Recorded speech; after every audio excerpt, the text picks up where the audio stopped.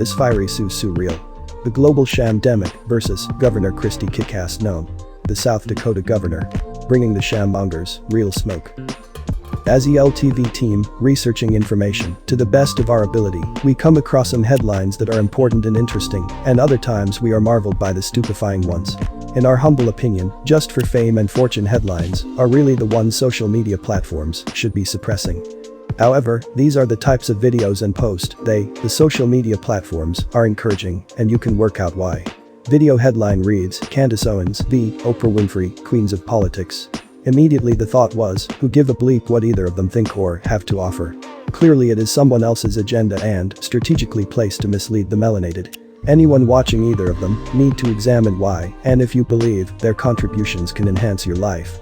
Good luck down that rabbit hole. Our topic today, which highlights someone that should be given much attention and is of far greater importance, is none other than Governor Kristi Lynn Noem. From what we have discovered about Kristi Lynn Noem, apart from being a badass, is that she is an American politician serving as the 33rd and current governor of South Dakota since January 5, 2019.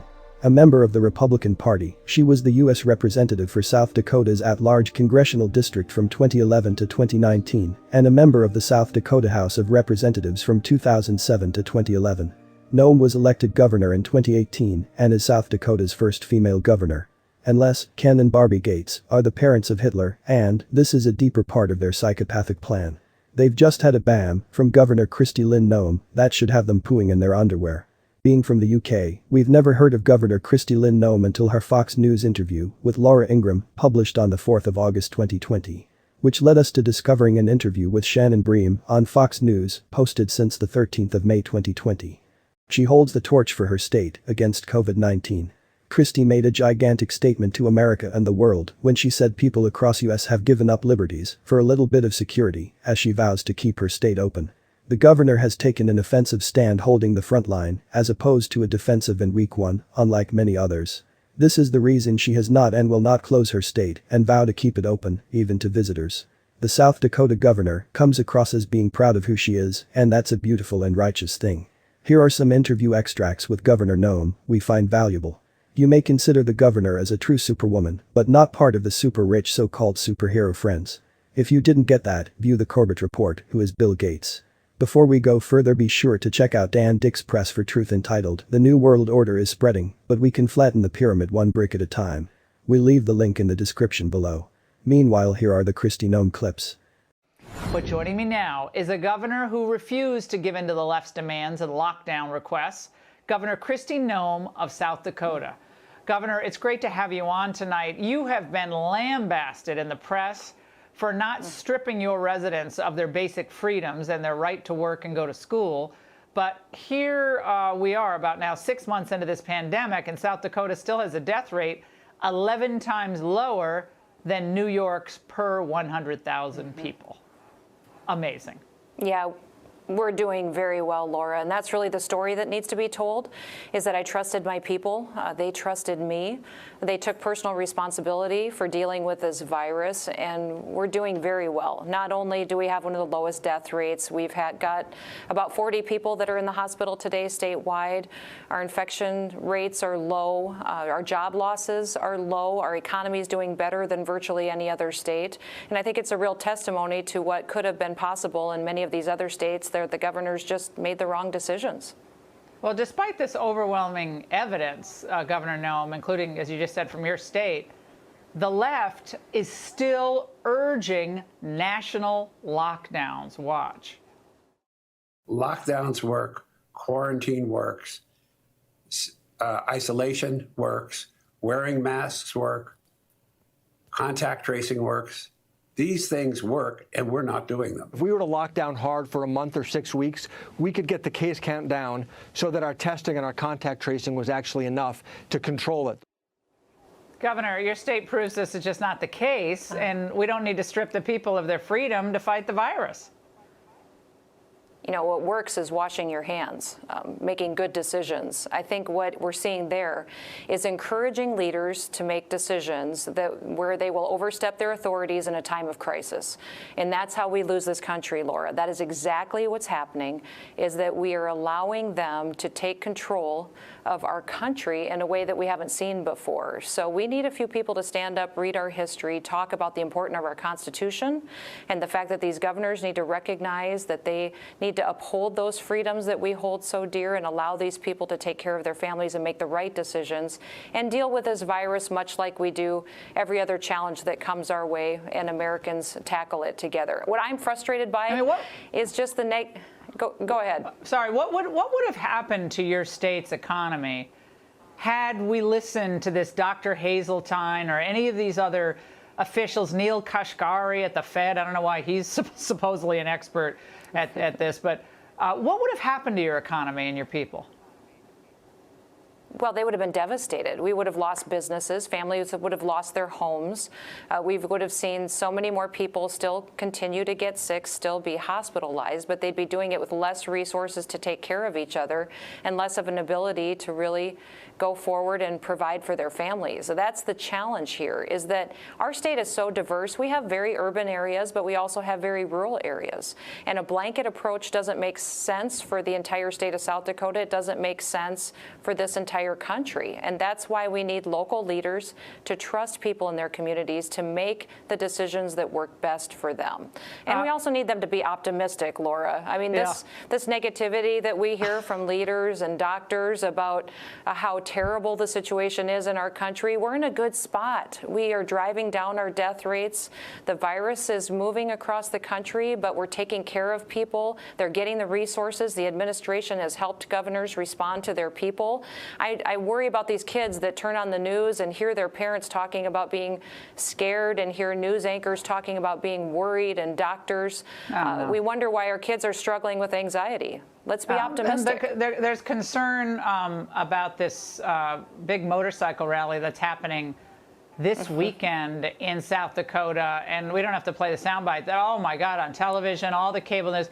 How dare you? It's going to become a super spreader event, Governor, a big super spreader event. Look at all those people. Look at how they gather. Well, we've had several big events in South Dakota already. We had the first spectator-attended professional sport. The professional bull riding was held in South Dakota. We had the July 3rd event and saw no increase in cases because of that crowd that gathered to celebrate our country's freedom and independence. People have been gathering. We've been back to normal for over 3 months here in South Dakota. So we know we can have these events, give people information, let them protect their health, but still enjoy their way of life and enjoy events like the Sturgis Motorcycle Rally. We hope people come. Our economy benefits when people come and visit us.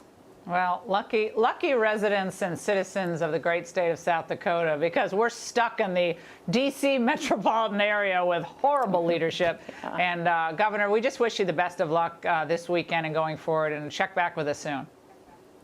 Well, thank you, Laura. Appreciate it. Recently in the news, Russia is said to be the first to a vaccine for a disease no one knows about.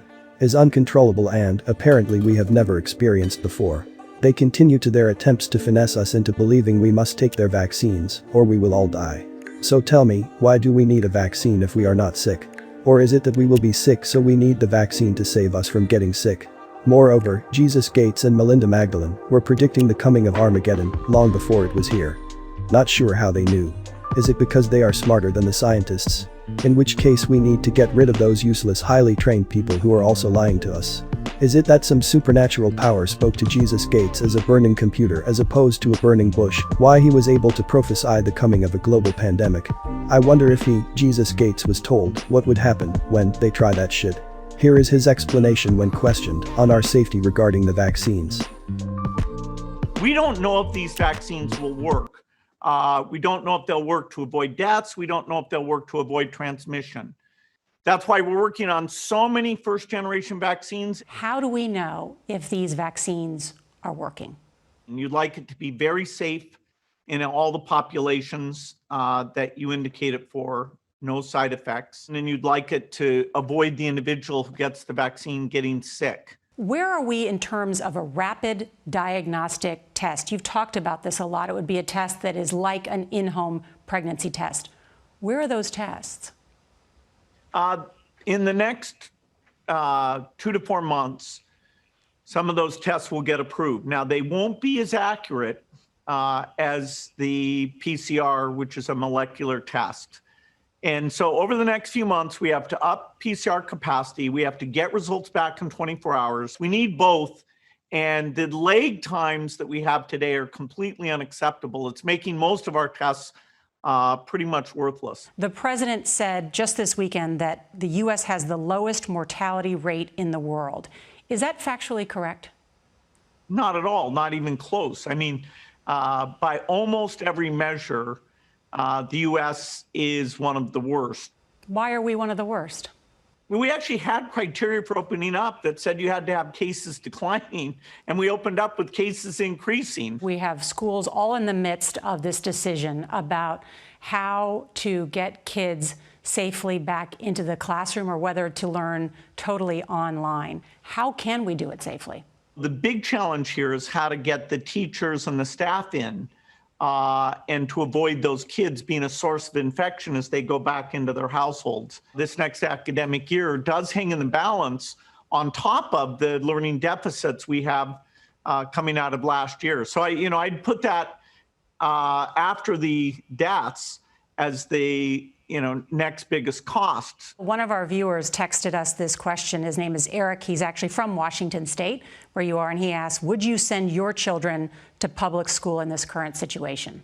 If a school is being careful, then yes. Now, if they live in a multi-generational household, where you have old people that they're exposed to, you have to look how hard would it be for you to reduce the grandparents' exposure to those kids. We do need to remember it's mostly the transmission into the older people that drives these, really horrific deaths per day. Bill Gates, thank you so much for joining us and for all of the information. We appreciate it. You bet. Thank you. We provide information cautiously under the reality that you cannot judge a book by its cover alone. People change, or the revelation of their true selves may not be what they seem in the interim. However, thus far Governor Kristi Noem is a breath of fresh air from what we have undergone over the past months across the world. As we always ask, if you have any developments or information that could enlighten the masses on this topic, please do not hesitate to comment or contact us so we can build together. Thank you once again.